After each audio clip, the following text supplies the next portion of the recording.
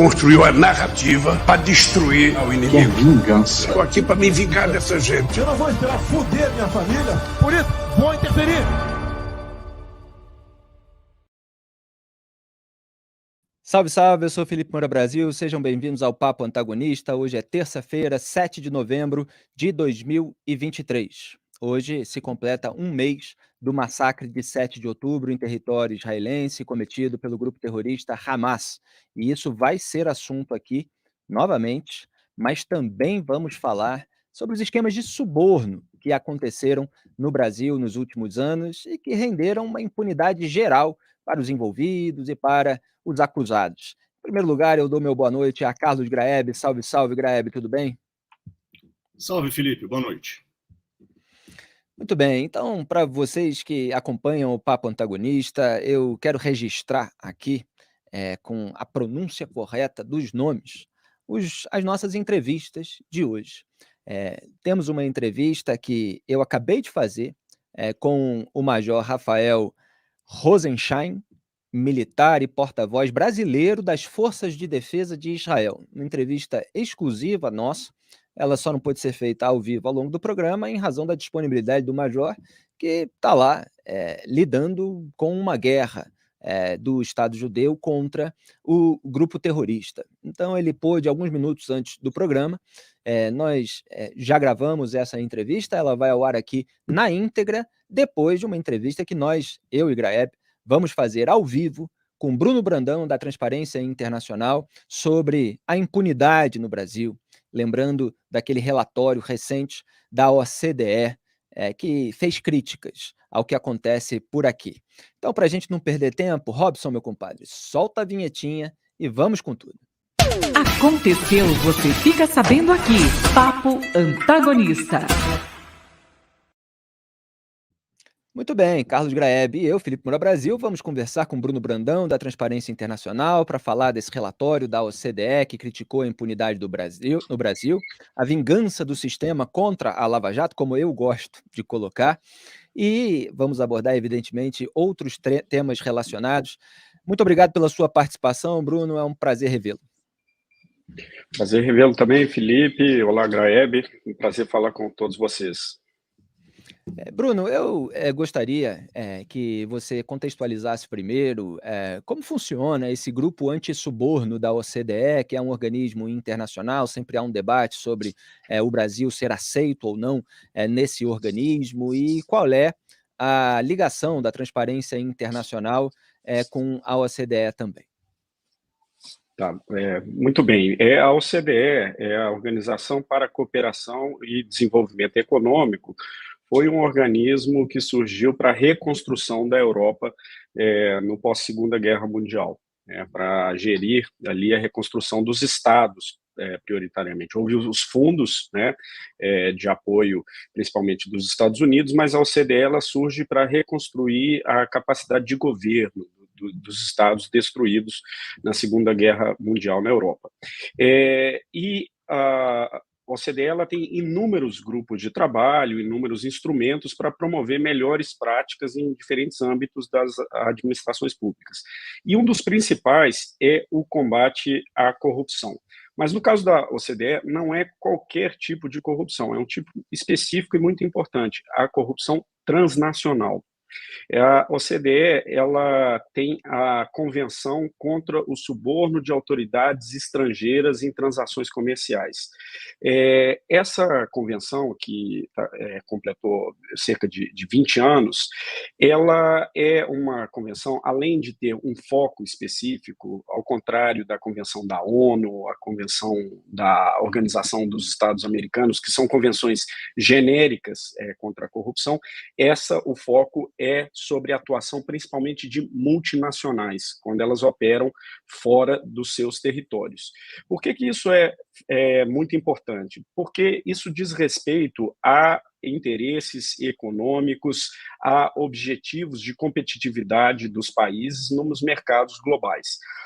Nos anos 70, os Estados Unidos passaram o famoso FCPA, que é o Foreign Corrupt Practices Act, que foi a primeira lei no primeiro país a criminalizar a corrupção transnacional, aquela que é cometida quando um indivíduo, uma empresa, suborna uma autoridade fora da jurisdição, em outro país, para conseguir um contrato, condições especiais.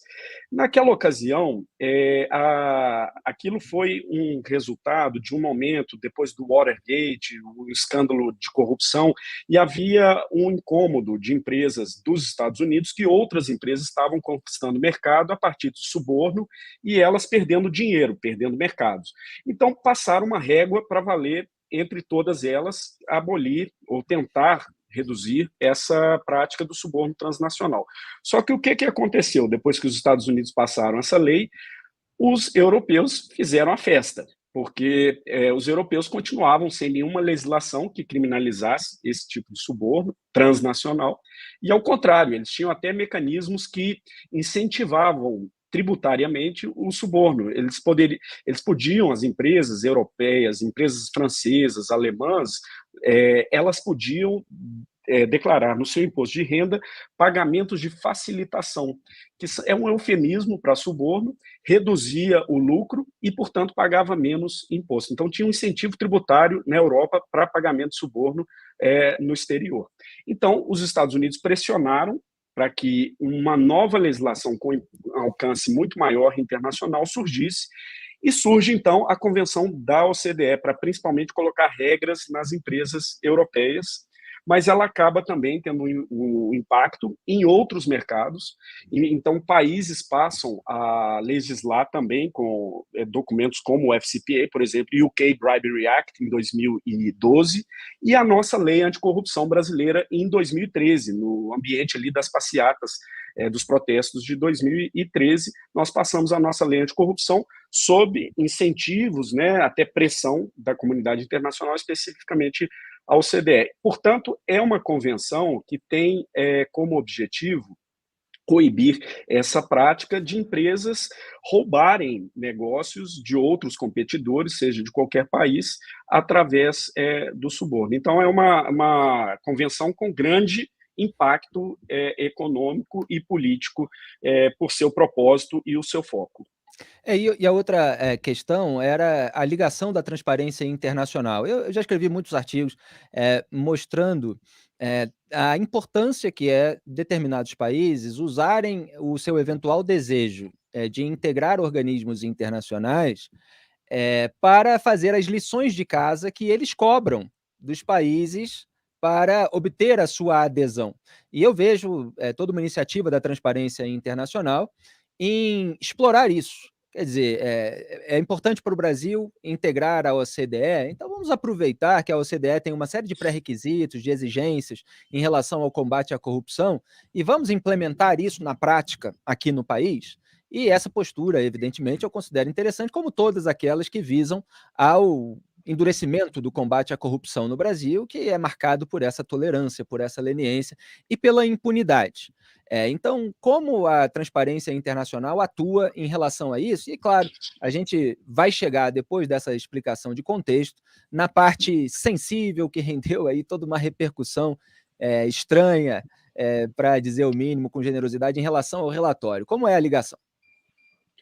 A Transparência Internacional, ela foi uma das principais entidades que lutaram para que existisse uma legislação internacional que coibisse a corrupção também dos ricos, dos países ricos, né? Surgiram aí as convenções, a primeira, inclusive, é da nossa região, a Convenção da OEA, é uma das primeiras do mundo, se não me engano, a primeira convenção anticorrupção no mundo, só que ela tem um alcance muito genérico e também uma temática muito ampla, né? Todos os tipos de corrupção, como eu disse. Mas faltava algo que focasse sobre a responsabilidade daqueles países que têm baixos índices de percepção da corrupção, que indicam o nosso IPC da Transparência Internacional, os países escandinavos, os países ricos da Ásia, Japão, Singapura, países que têm baixos níveis de corrupção nos seus territórios, mas quando operam fora, dançam conforme a música, né? Eles operam em países, mercados emergentes, e aí pagam suborno mesmo, operam com outros estándares. Então, a Transparência Internacional ela foi uma grande lutadora pelo surgimento da Convenção da OCDE contra o suborno transnacional. E, a partir da promulgação da Convenção, do surgimento da Convenção, a TI ela passou a produzir relatórios independentes sobre o cumprimento dos países partes sobre os seus compromissos como signatários da Convenção.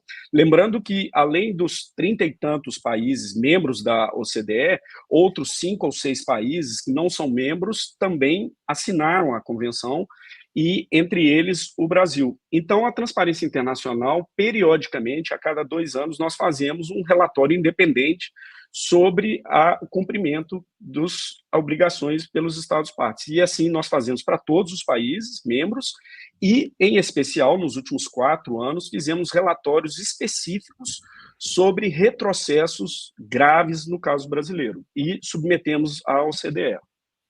Certo, e nós temos acompanhado e noticiado aí essas iniciativas da Transparência Internacional. Só estou aqui contextualizando e introduzindo, e a seguir eu vou passar a palavra para o Graeb fazer 2 ou 3 perguntas seguidas, é só para deixar tudo encaminhado de uma maneira didática na cabeça dos nossos espectadores. Porque o que aconteceu, e cada espectador pode procurar no Google, OCDE, Brasil, corrupção, Cruzoé, vai encontrar a matéria da Cruzoé sobre esse relatório do qual a gente vai falar agora. Quer dizer, o Grupo Antissuborno da Organização para a Cooperação e Desenvolvimento Econômico divulgou no dia 19 de outubro um relatório da 4ª fase da avaliação do Brasil em relação ao cumprimento da Convenção contra o suborno transnacional da OCDE, esse suborno do qual o Bruno está falando. E o relatório apresenta críticas e expressa preocupação com a impunidade nos casos de corrupção no país. O que aconteceu? Para explicar aqui para as pessoas. Saiu aquele relatório, nós imediatamente fomos olhar o seu conteúdo, destacamos aquilo que era, obviamente, o principal do relatório, e está lá na matéria outras questões secundárias. E nós comentamos aqui no Papo Antagonista, o vídeo está disponível no canal de YouTube, com o título Decisão de Toffoli na mira da OCDE. Então há ali uma crítica direta à decisão do Dias Toffoli de melar o acordo de leniência da Odebrecht, que é uma espécie de acordo de delação premiada da empresa, com todos aqueles expedientes frágeis que a gente analisou em detalhes aqui no Papo Antagonista. E aí, outros veículos de comunicação mais alinhados ao governo Lula resolveram destacar que a OCDE, na verdade não, eles destacaram isso, né, como se isso fosse o centro, o foco do relatório, críticas feitas à Lava Jato. Inclusive, usuários da rede social X, o ex-Twitter, contestaram ali e conseguiram emplacar uma nota nos tweets dos repórteres de grandes emissoras que destacavam isso do relatório, para contextualizar e mostrar que o relatório tinha outro foco, que são decisões do Supremo Tribunal Federal, da cúpula do Poder Judiciário, que acabaram aliviando a barra de muita gente acusada de crime de colarinho branco, quer dizer, da velha política brasileira, de grandes empresários, de quem tem efetivamente poder político e poder econômico, não de investigadores e juízes de primeira instância, contra o qual o poder de turno se volta. Então, eu queria saber, Bruno, a sua avaliação inicial a respeito disso, e depois o Graeb fique à vontade para puxar aí alguma pena disso tudo. Correto. Como você mencionou, Felipe, é a 4ª fase de revisão do Brasil. Isso significa que o Brasil já passou por 4 vezes por esse processo do chamado peer review, a revisão por pares. Então, são outros países, também signatários, que fazem a revisão, fazem um relatório sobre o cumprimento daquele país analisado. E cada fase tem um foco em alguns artigos, em alguns aspectos da Convenção, que apesar de ter um foco, o suborno transnacional, ela aborda isso em diversas maneiras. Então, tem vários compromissos. Então, cada fase tem um foco e países avaliadores né, que são também signatários da convenção, com a ajuda do secretariado do WGB, o Working Group on Bribery, que é o grupo de trabalho que faz esse acompanhamento. E, no caso brasileiro, os países pares, se não me falha a memória, foram Colômbia e Reino Unido, e eles, então, fizeram um relatório muito detalhado, muito bem elaborado, na nossa opinião. Temos alguns pontos, talvez, em divergência, mas, de maneira geral, um trabalho muito técnico, que incluiu, inclusive, visita ao Brasil. E nessa visita foram feitas diversas entrevistas, inclusive com a Transparência Internacional, que além de mandar nossos relatórios escritos e que são públicos, nós também participamos de entrevista in loco. E, de fato, o que chama mais atenção e que deveria ser o foco das preocupações no Brasil é uma crítica muito direta, muito explícita, que isso está na abertura do relatório, à impunidade no Brasil da corrupção transnacional. Citando, inclusive, um caso que ilustra o grau de impunidade, que o único caso, na verdade, que chegou a um processo penal contra, né, indivíduos por suborno transnacional, que é o caso da Embraer. Esse caso já corre há 10 anos, ou mais de 10 anos, e já prescreveram alguns das acusações, desses réus não serão mais punidos, e muito improvável que aqueles que ainda permanecem sob processo sejam efetivamente punidos. Então, a OCDE, em primeiro lugar, ela destaca a absoluta impunidade com respeito a esse grave crime de suborno transnacional. Em segundo lugar, ela traz destaques a questões específicas. E ela trouxe, em primeiro lugar, nos chamados follow-up points. Os follow-up points é uma categoria que são os pontos que darão seguimento, que o Brasil terá que responder ainda por eles. Os países ainda vão acompanhar o que vai acontecer naquelas questões. E, no primeiro lugar, o primeiro item, e inclusive o segundo item também trata disso, é a decisão do ministro Dias Toffoli, que anulou todas as provas da Odebrecht, que é considerado o maior caso de suborno transnacional já investigado, já processado no mundo, na história do capitalismo mundial. Então, isso está no primeiro ponto do follow-up list, e segundo ponto do relatório. Também é verdade que houve críticas sobre a Operação Lava Jato e sobre esse viés político que foi criticado na Operação Lava Jato. No entanto, isso é um comentário que é também relevante dos países observadores e que recomendam que seja blindada as ações penais de influência política. Cita o caso principalmente do Augusto Aras, mas cita também, né, o contexto em que o juiz-chefe da operação tinha contatos diretos com os procuradores através das mensagens no Telegram.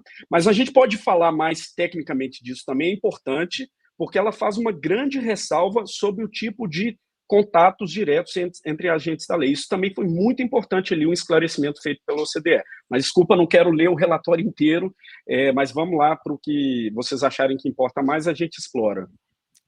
Fica à vontade, Grebe. Muito bem.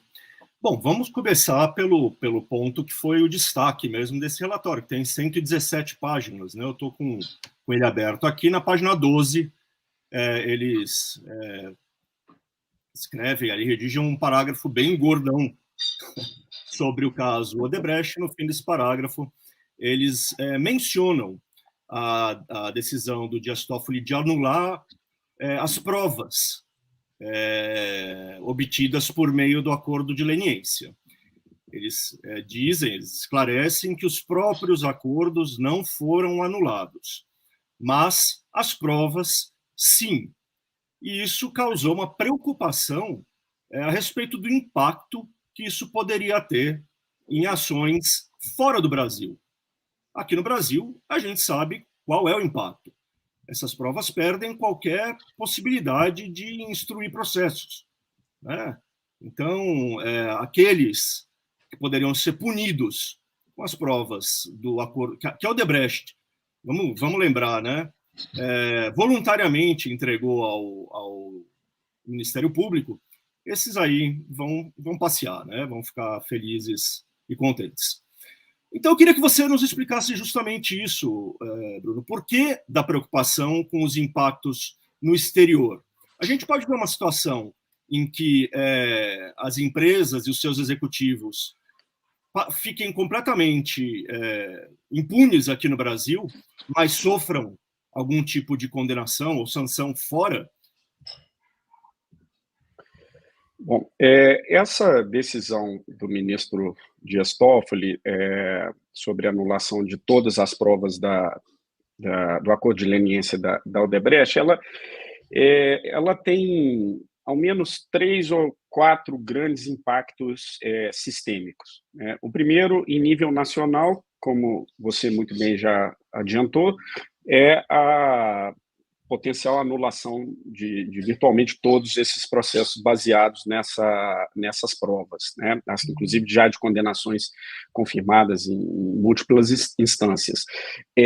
Então, existe o fator sistêmico de impunidade desses gravíssimos crimes de grande corrupção no território brasileiro, né? De indivíduos brasileiros, e esse é o nível nacional. O segundo é olhar para fora em um acordo de leniência que envolvia relatos de crimes cometidos em ao menos 12 jurisdições, né? O Brasil e outras 11 jurisdições, 10 latino-americanas e 2 africanas, Angola e Moçambique. E há relatos também, e continuam aparecendo relatos sobre outros feitos, né, em outros países. Isso sem contar a rede financeira, que alcançava diversas outras jurisdições. Bom, o que acontece nesse segundo nível? As poucas condenações, porque são países com altíssimo grau de impunidade, mas aquelas, por exemplo, no Peru, que foi talvez o único caso em que houve um avanço significativo de investigações e condenações, no Peru abre-se uma avenida enorme para o mesmo questionamento que será feito, já está sendo feito no Brasil. O país estrangeiro ele tem a prerrogativa de decidir se é válida ali ou não. Não é automático dizer que é inválido. Mas se você tem um ambiente já querendo, propenso a anular um processo, você abriu ali uma grande avenida para que isso aconteça também em âmbito internacional. Então, outra vez, mesmo que não haja alcançado condenações, investigações elas serão muito provavelmente abortadas, né?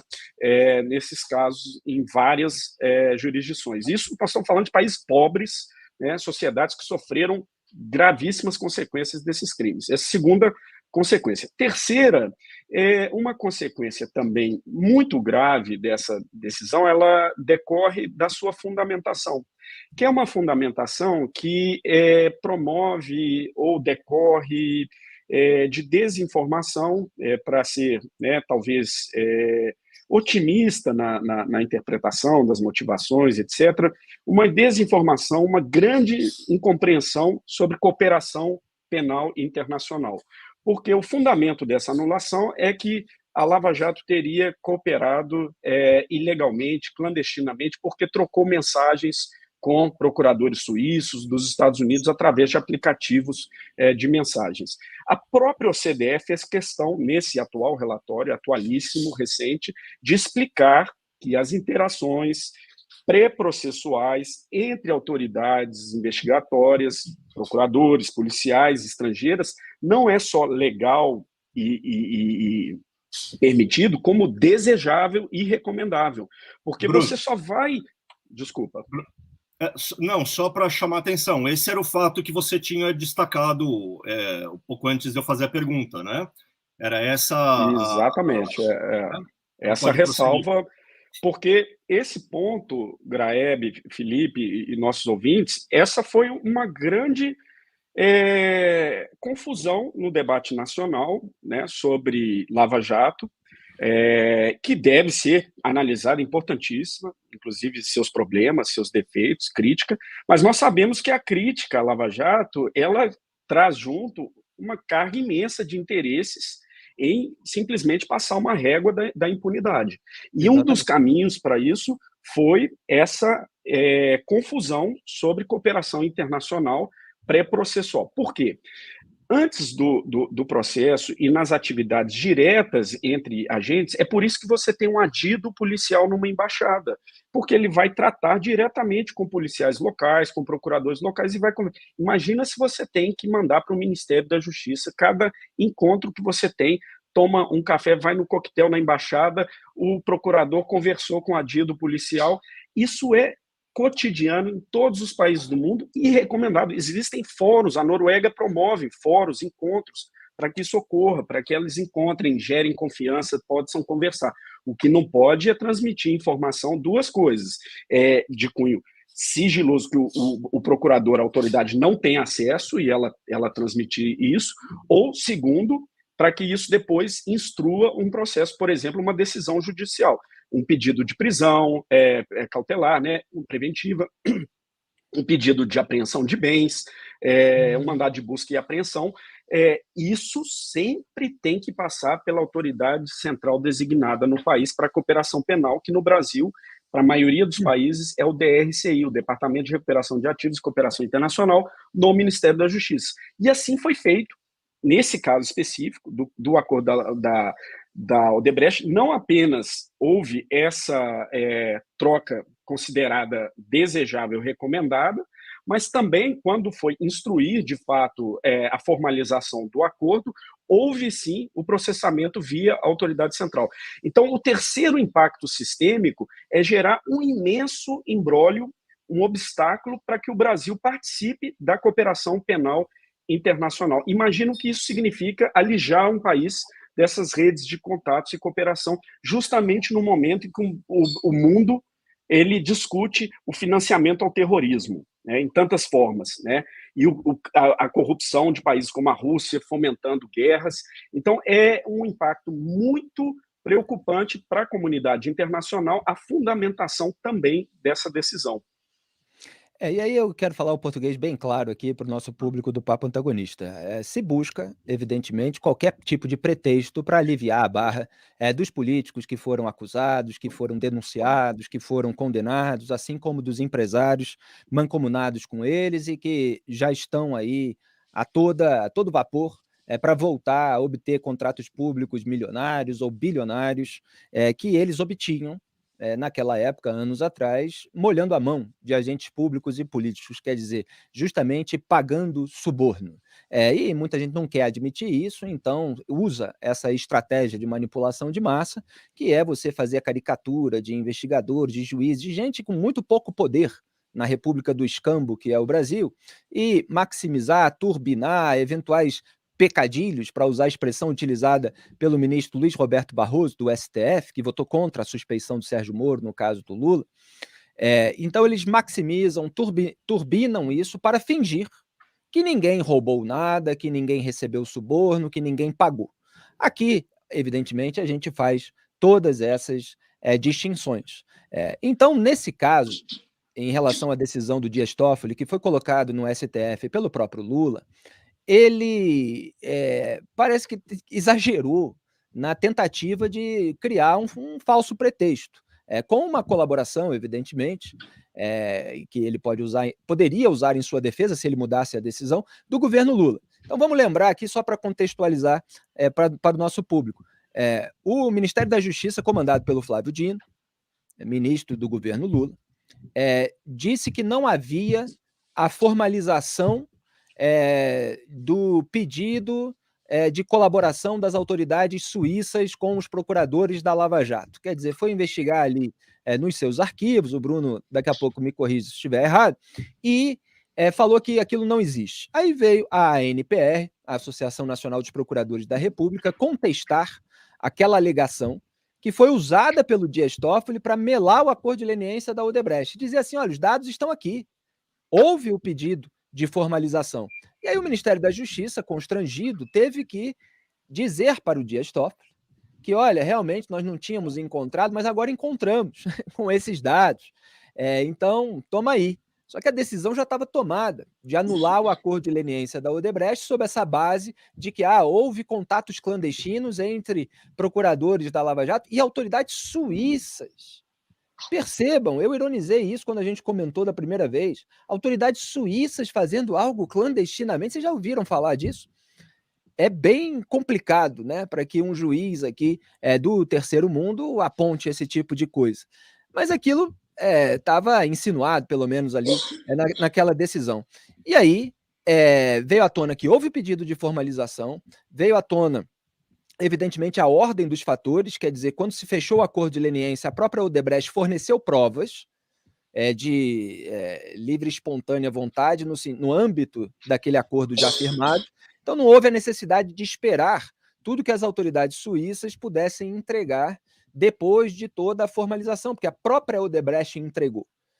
Então, assim, as bases para a decisão do Dias Toffoli são tremendamente frágeis. E isso foi apontado lá no relatório também. E mesmo com toda o reconhecimento de que houve aquilo que ele disse que não havia, ele não mudou, porque na minha análise não importa qual é a argumentação, existe um objetivo e ele é cumprido independentemente do argumento. Então, se esse argumento não vale, se cria outro, para que aquilo efetivamente fique de pé. Então, Bruno, queria perguntar para você sobre esse caso específico, qual é a sua avaliação, qual é a sua expectativa daqui para frente? Quer dizer, não tem mais praticamente corrupto e lavador de dinheiro preso no Brasil, pelo menos desses que estão envolvidos nesses grandes escândalos. E o Brasil vai continuar assim? É o que a gente já disse algumas vezes sobre a história recente brasileira, no que diz respeito ao combate à corrupção, é uma grande lição de que um país leva décadas para fortalecer a sua capacidade de combate à corrupção, dos seus marcos legais, institucionais, e ele pode destruí-la em pouquíssimo tempo. É muito mais difícil e lento construir, evidentemente, do que destruir. E agora a gente está tendo outra lição, a dificuldade da reconstrução. É muito lento construir, muito rápido destruir, e muito difícil voltar o gênio para a garrafa, voltar a ter um combate à corrupção depois que passa toda essa situação que nós passamos. Então, talvez assim, dando destaque para algumas questões sistêmicas, são vários avanços que o Brasil teve durante décadas e vários governos deram contribuições, inclusive contribuições importantes de governo do PT, governo Lula, governo Dilma Rousseff, que fizeram principalmente o fortalecimento de instituições de controle e da independência dessas instituições. Talvez o destaque maior seja a independência da Procuradoria-Geral da República, porque o Brasil tem um sistema esquizofrênico que ele deu ampla autonomia a procuradores para agirem contra pequenos, em primeira instância, muito mais do que a maioria dos países, esse grau de autonomia, mas criou um sistema de blindagem de elite, que é o foro privilegiado. Então, é muito fácil no Brasil você ligar ou desligar o sistema de impunidade, basta você colocar um PGR controlado, politicamente controlado, submisso, porque é a autoridade única que pode investigar e processar mais de 500 autoridades máximas no nosso país. E foi exatamente esse o retrocesso que aconteceu com Bolsonaro, com o Augusto Aras, e agora a dificuldade que nós estamos vendo, o atual governo dizendo que não vai, que aprendeu a lição, e que lição, que triste lição, aprendeu lição com Bolsonaro, aprendeu que é mais conveniente controlar, ter um Ministério Público subjugado, e já disse que não vai respeitar a lista tríplice, que ele próprio foi o primeiro a respeitar e fortalecer. Outro aspecto também muito importante é o aspecto legislativo. Leis foram passadas para facilitar a corrupção política no Brasil, que eram os esquemas de Caixa 2, que eram desvios de estatais, de grandes recursos da Petrobras, da Caixa Econômica, etc. O que o Brasil fez? Ele explodiu o investimento público em campanhas e partidos e reduziu os marcos de controle. Então, hoje não precisa roubar tanto ali, porque o dinheiro já vem, já é entregue, já está dado aos caciques e aquilo lá. e depois ainda o orçamento secreto, que aí a farra ganhou outra proporção. E, para finalizar, o papel do judiciário. 2 decisões, ao menos, que foram fatais para o combate à grande corrupção.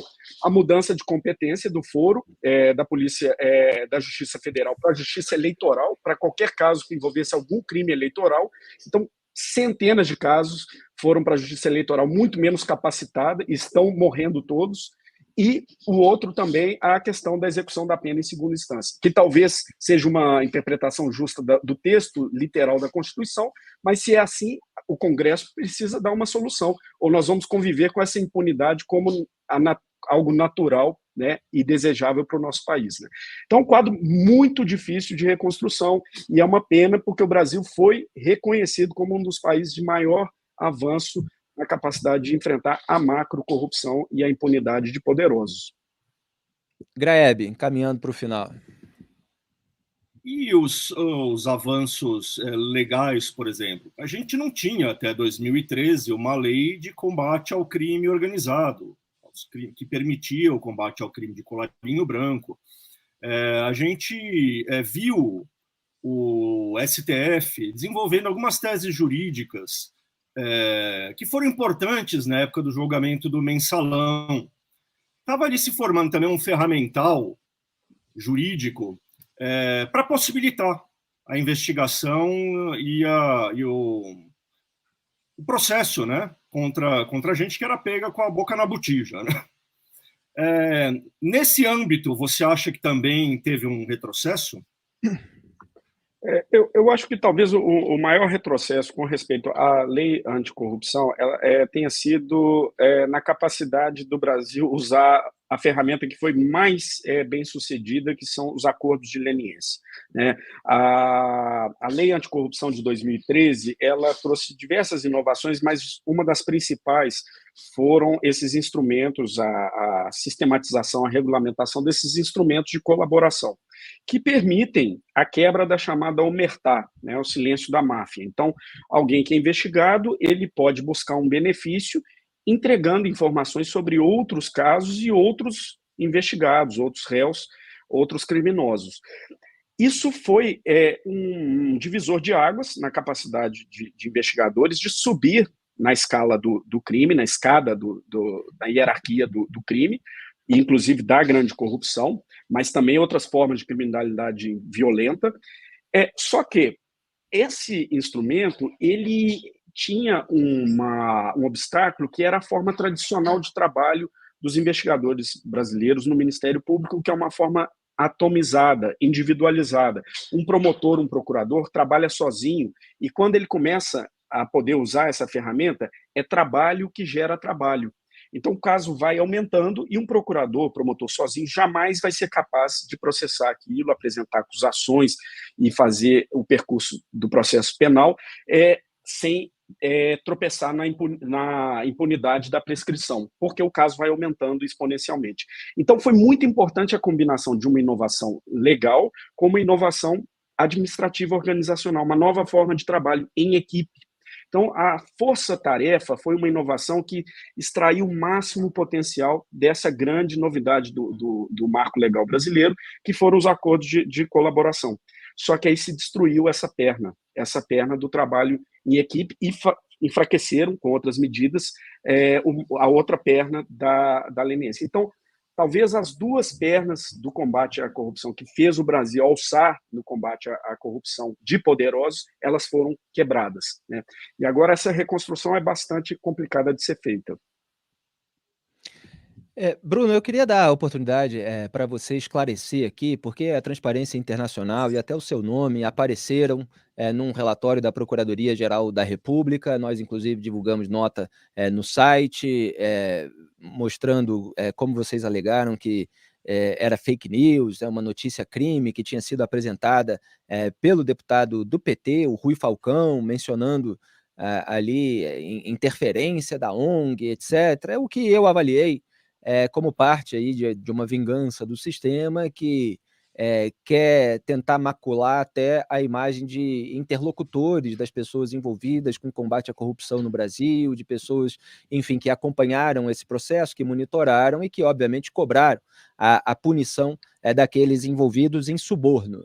Mas, aproveitando aqui a sua participação, fique à vontade para expor o seu posicionamento a respeito do tema.